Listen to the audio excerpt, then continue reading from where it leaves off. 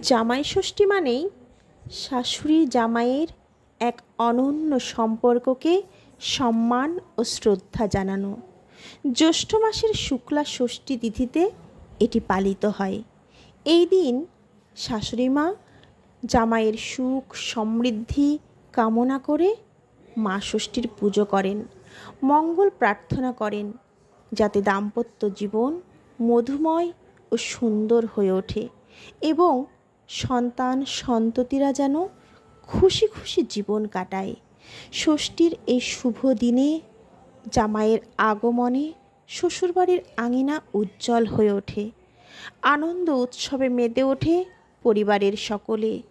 মিষ্টি মধুর স্মৃতিতে ভরা এই দিন ভালোবাসায় পূর্ণ ও স্নেহে ভরপুর। সম্পর্ক বন্ধন হয় দৃঢ়, জমিয়ে খাওয়া দাওয়া, হই হুল্লোড়, আদর ভালোবাসায় কাটে সারা বেলা। জামাই ষষ্ঠীতে সম্পর্কে মধুরতা বাড়ে, মনে আনে খুশির ঝলকানি। বাংলা সংস্কৃতির এক অন্যতম পর্ব হলো জামাই ষষ্ঠী।